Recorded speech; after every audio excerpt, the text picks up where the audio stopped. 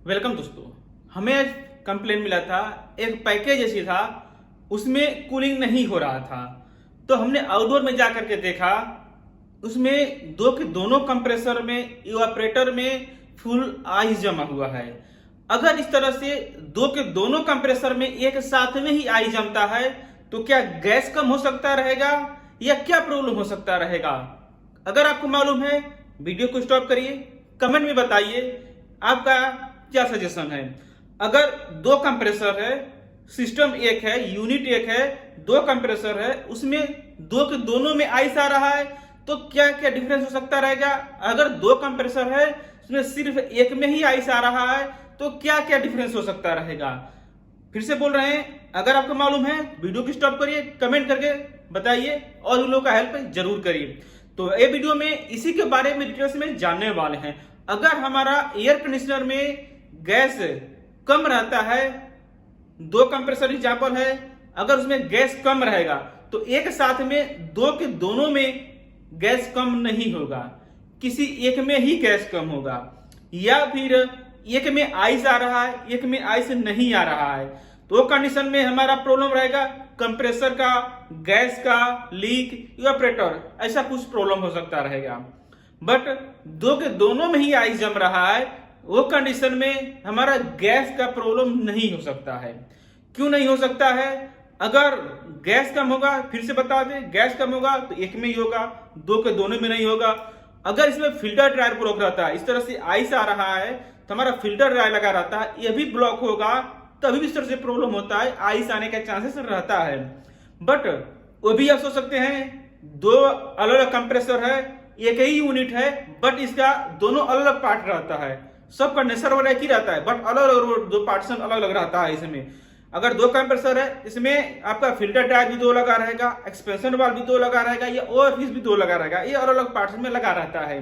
तो कभी भी याद रखिएगा, अगर आपका सिर्फ दोनों में आइस आ रहा है या फिर सिर्फ एक में आ रहा है, अगर आपका एक में आ रहा है तो सिर्फ आप हमें आउटडोर में उसका गैस चेक कर सकते रहेंगे, एक्सपेंशन वाल्व चेक कर सकते रहेंगे और उसका फिल्टर ड्रायर चेक कर सकते रहेंगे, जो सिस्टम में जो स्टेज 1 स्टेज 2 के नाम से जाना जाता है, या फिर अलग अलग कंपनी का अलग नाम दिया जाता है। फॉर एग्जाम्पल, जो कंप्रेसर में चेक करिए उसमें आइस आया हुआ, इवापोरेटर नीचे के पार्ट्स में आया है या ऊपर के पार्ट्स में आया है, तो उस हिसाब से देख करके हमें सिर्फ उसमें गैस चेक कर सकते रहेंगे।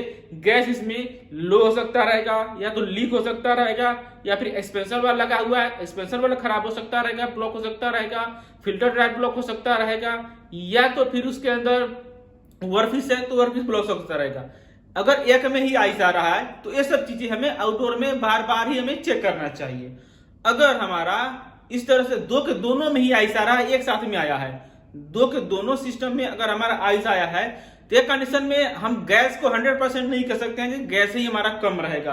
अगर गैस कम रहेगा तो आप सोच सकते हैं सिर्फ एक में हो सकता रहेगा, दोनों में साथ में नहीं होगा। बट इसमें दो के दोनों में ही आइस जमा हुआ है तो वो कंडीशन में हमें चेक कर लीजिए, जो कॉमन रहता है इवापोरेटर साइड में रहता है, कॉमन चीज हमें चेक करना चाहिए। सबसे पहले हमें चेक कर लेंगे इसका जो हनुआ थर्मोस्टेट टेम्परेचर जो है वो कितना सेट किया गया है। बहुत ज्यादा टेम्परेचर 16 डिग्री यहाँ पर रख दिया गया है तो कंडीशन में क्या होगा, नीचे का हाल है, रूम बड़ा है और 16 डिग्री रख दिया गया है तो फिर प्रॉब्लम वही होगा, हमारा कूलिंग कंप्रेसर जो है एसी कंटिन्यू चलेगा, दोनों कंप्रेसर हमारा कंटिन्यू साथ में ही काम कर रहा है, कट ऑफ नहीं हो रहा है, तो कंडीशन में दो के दोनों में ही आइस आएगा। अगर हमारा इंडोर से हनीवेल थर्मोस्टेट डायरेक्ट हो गया है या फिर उधर से प्रॉब्लम हो रहा है तो ये आप हमें फर्स्ट चेक कर सकते रहेंगे, आइस आ रहा है, ये चीज होगा रहा, ये भी हमें कुछ परसेंटेज मिलता है, 100% ज्यादा फॉल्ट नहीं मिलता है बट इस तरह से भी फॉल्ट मिलता है, ये चीज हो गया। उसके बाद हमें चेक करना होगा आउटडोर में। आउटडोर में क्या चेक करना होगा, उसके बाद ब्लोअर मोटर आता है, जो अगर आपका ब्लोअर मोटर जो रहता है ब्लॉक रहेगा, सॉरी ब्लोअर मोटर नहीं चल रहा है या फिर रोटेशन उल्टा चल रहा है, तभी भी इस तरह से आइस आएगा।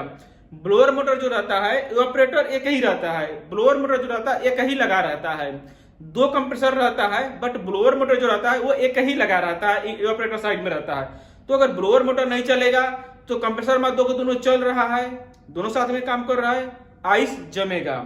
ये चीज आप रीजन हो सकता रहेगा, हमें ब्लोअर मोटर नहीं चल रहा है, ये प्रॉब्लम। सेकेंड, ब्लोअर मोटर का जो स्पीड रहता है वो कम हो गया है। अगर मोटर का वाइंडिंग का प्रॉब्लम रहेगा तो उसका स्पीड कई बार कम हो जाता है। 3 फेस है या कैपेसिटर लगा हुआ है, अगर 3 फेस है तो उसका चेक करेंगे, कहीं हमारा बैरिंग तो जाम हो सकता रहेगा या फिर वाइंडिंग वीक हो सकता रहेगा। अगर हमारा 3 फेस नहीं है, सिंगल फेस है, तो उसमें कैपेसिटर चेक करना होगा। कैपेसिटर उसमें फॉल्टी हो सकता रहेगा, वीक हो सकता रहेगा, सेम उसमें ब्लोअर वगैरह बैरिंग जाम हो सकता रहेगा। ये सब चीजें हमें चेक करना चाहिए। ये चीज हो गया, ये भी बहुत से केस में मिलता है। अगर बेल्ट ड्राइव है, अगर उसमें बेल्ट लगा हुआ है, ब्लोअर मोटर में अगर बेल्ट लगा हुआ है तो बेल्ट हमारा टूट सकता रहेगा, और बेल्ट टूटा रहेगा तभी प्रॉब्लम होता है। बट कई बार होता है बेल्ट जो है लूज हो जाता है, बेल्ट जो है चल चल के लूज हो जाता है। जो हमारा पुल्ली रहता है या फिर मोटर रहता है वो बोल्ट लूज होकर के डाउन हो गया, या फिर लोकल आपका बेल्ट है तो लफ जाता है, फैल जाता है, जिससे थोड़ा थोड़ा लूज हो जाएगा। जब लूज हो जाएगा तो कंडीशन में क्या होगा, उसका एयर फ्लो जो है, आरपीएम जो रहता है, स्पीड जो रहता है वो कम हो जाएगा। जब स्पीड कम हो जाएगा तो ऑफकोर्सली हमारा सिस्टम प्रॉपर नहीं वर्क करेगा। तो ये चीज है हमें चेक करना चाहिए। सिस्टम हमारा एयर फ्लो सही है या फिर बेल्ट दे सकते रहेंगे, दबा करके हाथ से चेक करेंगे, हाथ से दबा कर देखेंगे बेल्ट हमारा लूज है या टाइट है। उसे चेक करने के लिए ज्यादा हमारा वैसे दबाएंगे तो ज्यादा हमारा दबना नहीं चाहिए। जो अभी हमारा वीडियो देख सकते रहेंगे, इसमें प्रॉब्लम इसमें हमारा यही था, जो बेल्ट था बेल्ट लूज है। बेल्ट भी हमारा कई बार आता है ज्यादा का लूज नहीं है, थोड़ा लूज है, तो साथ साथ में क्या इफेक्ट करता है।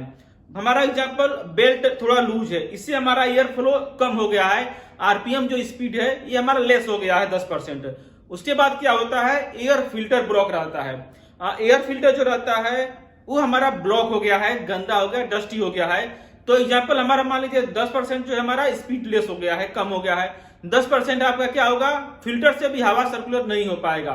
तो इस तरह से क्या होगा, हमारा रूम में जो है सही जो है हवा नहीं जा पाएगा, ठंडा नहीं जा पाएगा, तो रिटर्न भी हमारा प्रॉपर नहीं आएगा। हनुअल थर्मोस्टेट है तो वहां पर टेम्परेचर नहीं मेंटेन हो पाएगा, तो सिस्टम हमारा कंटिन्यू वर्क करेगा, कंटिन्यू चलता रहेगा, 1 दिन 2 दिन चलता रहेगा, ऐसे कंटिन्यू चलता रहेगा।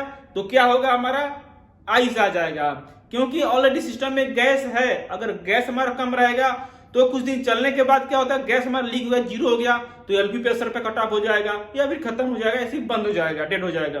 बट इसमें सिस्टम में हमारा गैस रहता है, क्योंकि दोनों में गैस है। अगर ब्लोअर हमारा भी जो है, ब्लोअर जो हमारा नहीं चल रहा है, बेल्ट जो है स्लिप हो रहा है, लूज हो गया है, टूट गया है, तो कंडीशन में हमारा सिर्फ कंप्रेसर चल रहा है, सब कुछ चल रहा है, और इसका जो है हमारा कंप्रेसर भी चल रहा है, ज्यादा दिन तक चल के ये प्रॉब्लम क्रिएट करता है।